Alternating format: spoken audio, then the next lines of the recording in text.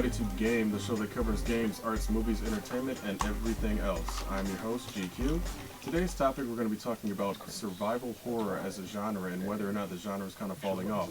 But before we get into that, I want to encourage you to subscribe to this YouTube channel. Make sure that you're following us on Twitter, Instagram. All the information is right down there at the bottom of the screen. So before we get into our topic, I want to welcome our great panel today. We have to my left, the man himself, Simon Says. How you doing today, man? I'm doing great. How you doing? Doing well. And also, to my right, we have the man who needs no introduction, the returning great Daitakuji. How you guys doing? Welcome back, my friend. Well, yeah, definitely welcome back. Now, survival horror. We all know we were there at the beginning of it. Resident Evil, the first game. I think it was back in, 95? Yeah, I think it was when it 96. came out. 96. Yeah. Oh, yeah, 95 Japan. Yeah. It's a biohazard over there. So, I mean, we all were there at the start. Game, franchise, genre unlike any other. Scared the heck out of you. Fixed camera angles kind of gave you that suspense. Everybody remembers they jumped the first time the dogs jumped through the windows. But now it looks like the genre is kind of thinned out. It seems like Resident Evil and then maybe only a couple other ones are left. So what's going on? Game on. Oh. What's going on is Capcom. Capcom is the only one really invested in survival horror right now, and that's mainly Resident Evil. They kind of, I think, lost their way because, as you were saying, the first one was something brand new. Even though it wasn't the first, Alone in the Dark series kind of was the first. But they established how things were supposed to be done. They established a scare. They established a great story. They established really good stuff. But the Capcom keep wanting to do the same thing every year, and they try to change it up. It works a little bit. Like Resident Evil 4 was fresh. It was awesome, even though it wasn't truly Resident Evil, and I didn't feel like I was in danger like I was in the first Resident Evil because you didn't know what was coming around the corner. But as Resident Evil 5 came out, turned into an action game. Resident Evil 6, what were they thinking? I don't know what was going on there. And then, you had the Revelations, which kind of went back to how 4 kind of was, and it was actually pretty decent. But I think Capcom is the reason why the survival horror genre is kind of falling off. Because, like, Silent Hill, for example, came out, out of the gate, awesome. Yeah. But as more Silent Hill games start coming out, you're going like, seriously, it's just like over and over again. Do something new, do something awesome. No, I agree because it was a boom. Every company had their own survival horror game. You had Parasite Eve. Capcom again came out with Dino Crisis. That was it was survival horror, but with dinosaurs and everything else. But they changed it up. They tried to change it up. Trying to think of another one. There's a couple ones that came out. That one Blue Stinger. Blue Stinger. Yeah, that was. You had Fatal Frame that came out. Carrier, actually. Yeah, Carrier was on the Dreamcast. That was the first one that they put on the Dreamcast, but it failed miserably. Yeah, it was kind of bad. I mean, I remember Carrier, I think, was set on the ship similar to the way Resident Evil Revelations was set on the ship. Yeah. So it's kind of it was odd. Yeah. Honestly, it was just kind of it didn't stand out. Yeah, it's like they were trying to cash in on somebody else did it, so let's see if we can do the same thing, and it just kind of didn't pan out. Now, it's good that you brought up Silent Hill, because Silent Hill was kind of the one that brought, when Resident Evil was out, Silent Hill came out, was like, hold on, you can get scary and twisted at the same time, because Silent Hill was twisted. That game was... There was another game, Eternal Darkness, that came out on GameCube. GameCube. That was kind of a game that, as your levels of anxiety went up, you would see more things. You would get the more scared you got, things start messing with your sanity. It tested your sanity and everything else. Oh yeah, no, they did a good job with that because that was the one game that it had it where you walk into a room and it's the game reset. Yeah. Or you walk into a room and all your your memory card's got a problem. I hate to say that's one of the great Daitakuji in the collections of which I have yet played, but I have. We need to get you a T-shirt on that one.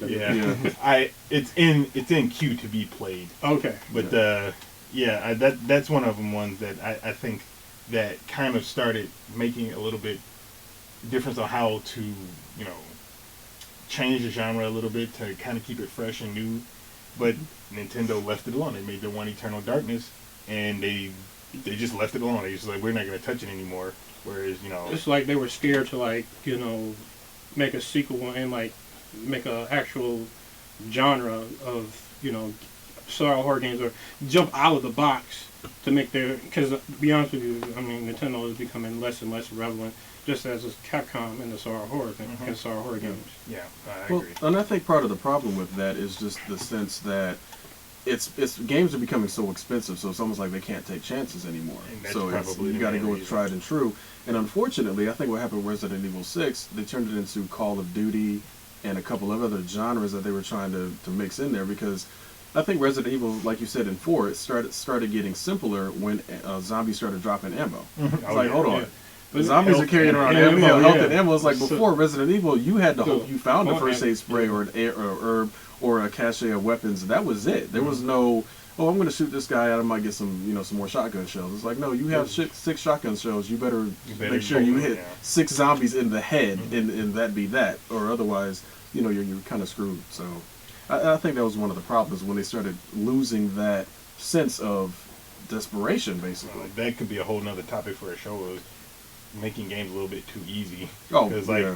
though the game was a little bit challenging, Resident Evil 5 was a little bit challenging, even though you dropped ammo and got health, it was still challenging in certain areas, but it wasn't Resident Evil 1 challenging. Right. So I don't know what to say, when it comes to in that aspect. So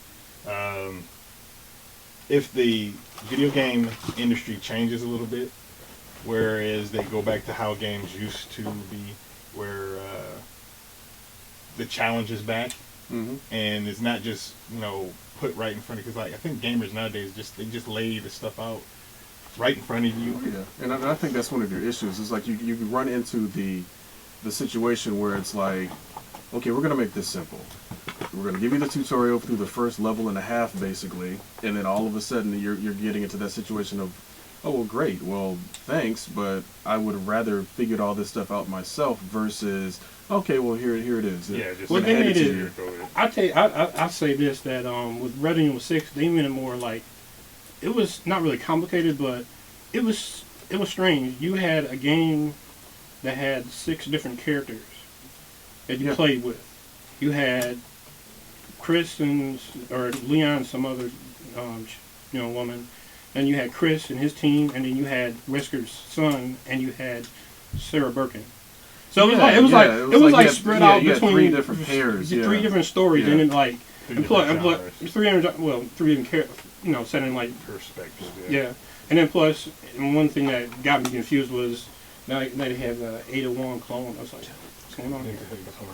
Yeah, so I mean, yeah, and even going back to, because again we're looking at Capcom again because I mean they're kind of one of the the innovators of the genre.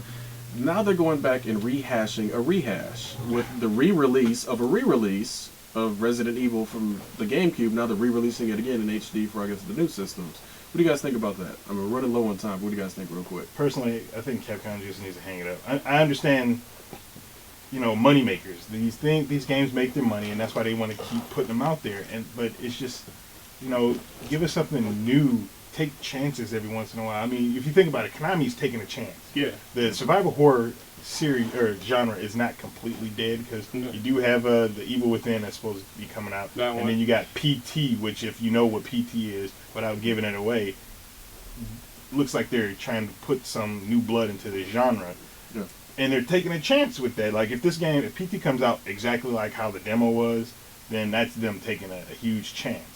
But Capcom, they want to play everything safe, and that seems like that's why it's killing the genre. It's playing everything safe. You want to come up with the same game, just buy the GameCube. When you buy a GameCube for $30, you can find that game for extremely cheap, like Yeah. $10 or something and like that. it does not look bad. I mean, I actually think they should have went with I believe Dino Crisis was supposed to come out on the Xbox, but they totally scrapped it. well, I think they should bring that series back because I mean, It was pretty obscure. it was obscure, but I mean, the one thing that probably would scare the crap out of anyone is raptors jumping out of nowhere. Come on now, remake yeah, Dino I hear you. Crisis. I hear Yeah, you. do that. I hear you. I mean, it's I don't know, and unfortunately we're out of time here on Game, but I mean we'll revisit this topic probably in the future, because I mean after the new Resident Evil remake comes out, and after the new, I forgot what the new game is called, but after that one I think comes through, Revelations. You're doing Revelations 2. but there's another one that's supposed to go even That further I'm back not to the aware of. I roots. just heard of Revelations 2. Yeah. I don't know if it's a rumor or something like that. Okay, well, for everybody, make sure that you join in on G.A.M.E. Make sure that you are right here with us, because we are coming in here every week bringing you new topics, new discussions, new things to kind of keep you in the loop of what's going on in the world of games, arts, movies, entertainment. Make sure you subscribe to this channel, hit that like button, tweet us using the hashtag hashtag Culture Junkies, and also make sure that you are emailing us at gameshowchat@gmail.com. Send us your suggestions for shows. I am your host, GQ. For Simon Says and the Great Dadakuji, game over.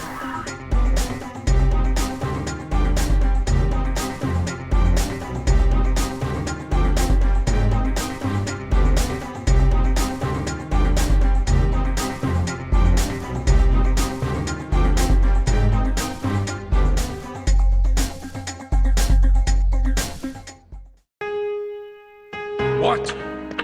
What is this?